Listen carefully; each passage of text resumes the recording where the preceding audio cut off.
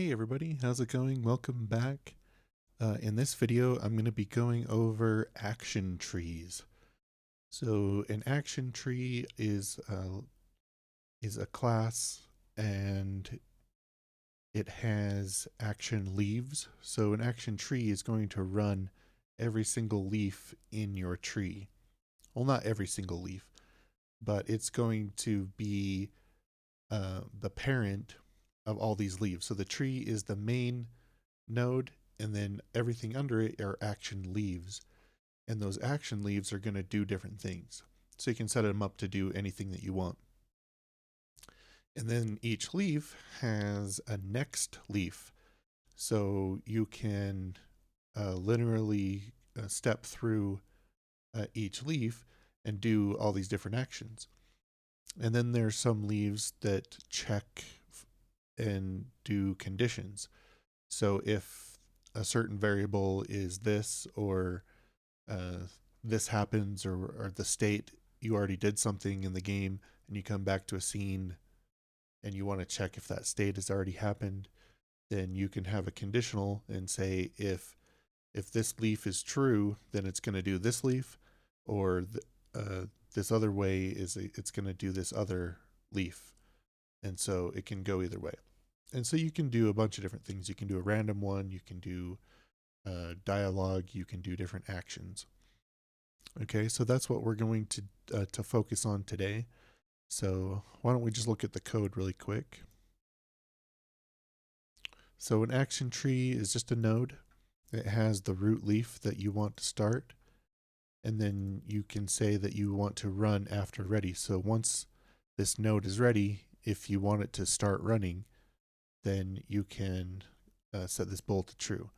And that's what I have in this first action tree spawn player, is the root leaf is the action spawn player, and then I want to run after ready. So once the scene is loaded and all ready to go, then it's going to run this first action leaf, which is action spawn player. So if we go into this code, so it extends from action leaf, and that action leaf is just, it has a reference to the next leaf, and then it has a function called next. And if that next leaf is set, then it's going to run next leaf.run. Okay, and then we have a few others like camera focus. We want to camera focus on the player. And then action start play is when you can start typing in commands and you start playing the game. Okay, so if we play the game, you can see that it spawned the player right here. And then the spawn player also has a default spawn position. So wherever you move that, that's where the player is going to spawn at. And over there. Okay. Okay, so why am I going over all this, and why do I use this data structure? So you don't have to use this. You can use something else. You could use anything else. I like the simplicity of just having a next leaf, so then you can just branch out, all the different actions and steps that you want to go to. And it's kind of like a behavior tree in that it behaves in a tree structure, but a behavior tree runs in a continuous loop, and this just runs once. It's just action after action. So that's what I call it. It's an action tree. And I'm using it more in my games to control the flow of the game. Like if you lose the game, then I want it to pause. You can't type in stuff. It can control the player. It can move people from left to right. So it is kind of like a behavior tree, but it's more just like almost like a linked list, almost, instead of a tree. But since it has branching out and conditions, that's why I called it a tree. Okay, so let's get into the game programming here. And so in this scene, when you first walk in, we want a message to show saying that there's an imminent threat in the area, and we want the lights to flash also.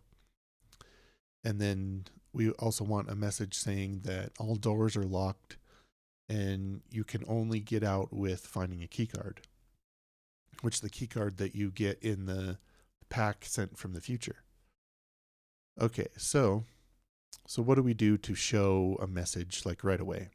So let's go up here to our action trees, add child node.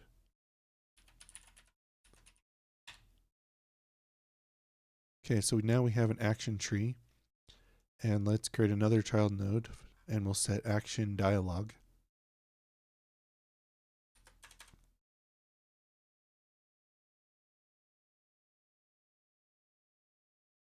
And we also need to check to see if we get this message first.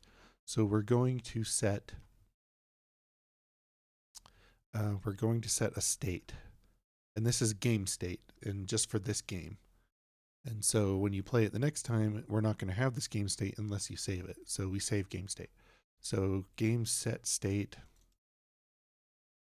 and we're going to say speaker message on.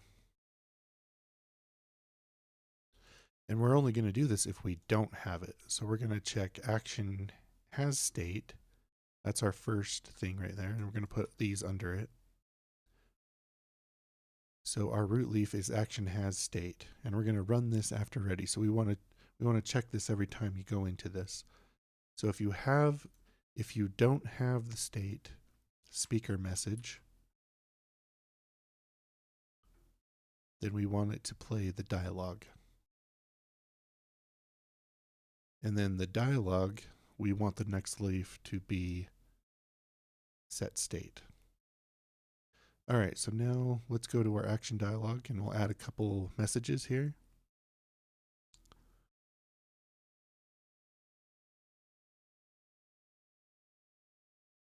Okay, so we're going to say alert. Alert. There has been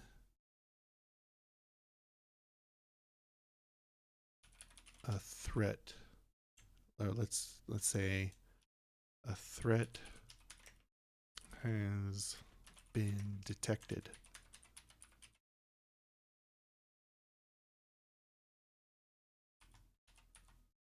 Prison going on lockdown.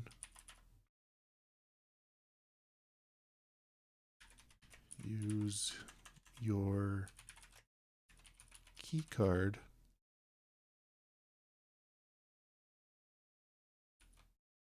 to operate doors. Okay, let's play the game. All right. Alert, alert, a threat has been detected. Prison going on lockdown. Use your key card to operate doors. Okay, so now we also need to animate these lights right here. Okay, so we will go to our scene. Room 4, prison entrance. We will open up a sprite. And that belongs to the room right there, but we're going to just copy this. And we're going to make a new file, 16 by 16. Paste that in there. Go to our Sierra palette. Okay. I'm going to get rid of that. Rid of that. And we'll kind of center this here as best we can. All right, so we are using that red, using the yellow and white. Okay, so let's see if we can animate this. Is it Alt-N? Yeah, Alt-N makes a new one. So we'll make 3 of them. And we'll just put these at different stages.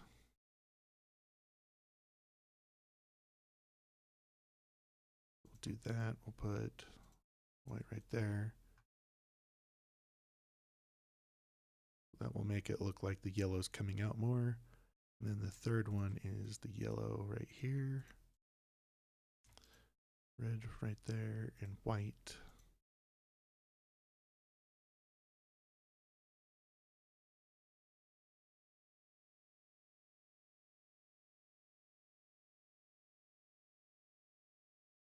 There we go. All right, so we're going to save this under our rooms. Room 4, prison entrance. We're going to save this as siren. Export. We're actually going to export the sprite sheet. Then export the sprite sheet ping. See that we got it. Yep. Okay. Now let's actually make a new scene. And it's going to be a hotspot. And we're just going to name this Siren Light. And we'll save it under scenes, game, rooms, and environment. Siren Light, okay. Then we'll throw our sprite ping up there.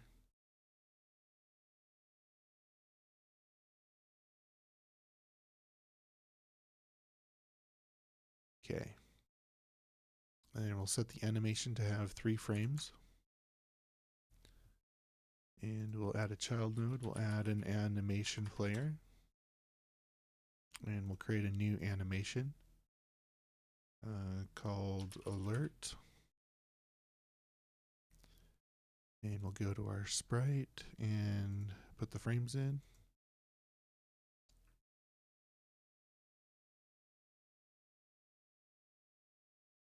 One more. Yep. Okay. We'll go see.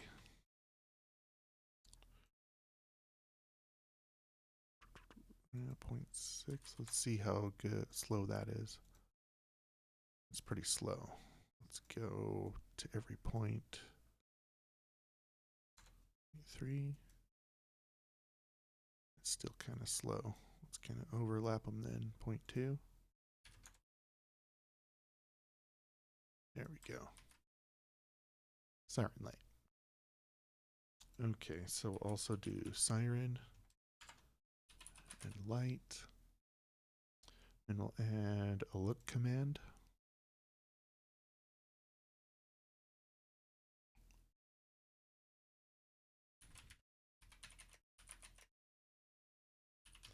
You see the warning lights.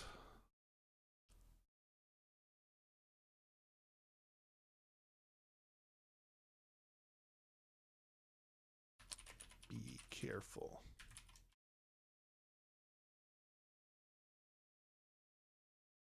Okay, so we'll go back to prison entrance and we will add those siren lights in to where the hotspots are.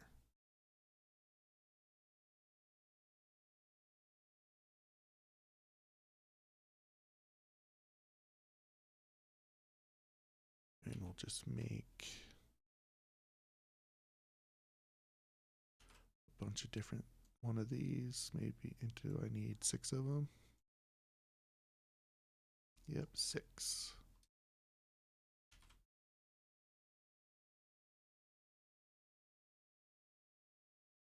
Okay, let's see what that does. Oh, let's actually play this on autoplay on load. Cool. Alert, alert, a threat has been detected. Prison going on lockdown. Use your key card to operate doors.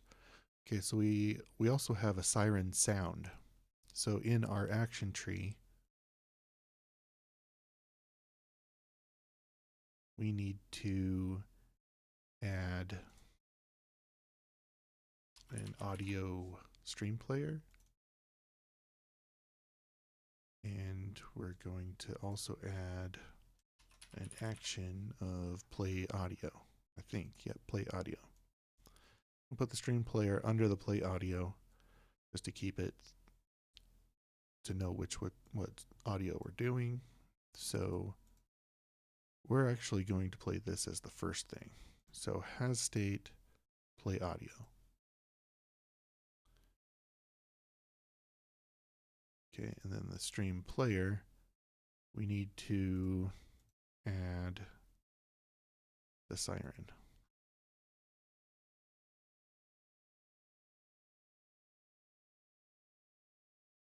Siren.mp3. Okay. So then the play audio, we want to link to the dialogue. So I'll play the audio, it will show the dialogue, and then it will set the state. Okay. So I'll play the game.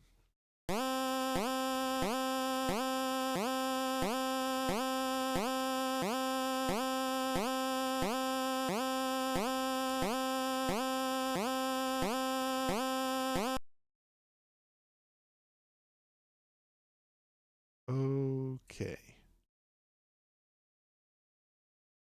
So we don't want the siren to loop. At least I don't think so. We might have to come back to this and say,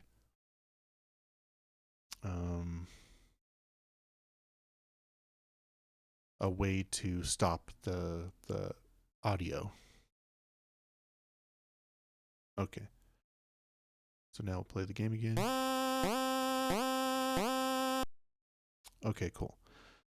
So that would be really annoying to have to listen to that the whole time. Okay, so now if we go to the right and then come back, we shouldn't get that message again because we've set the state. Cool.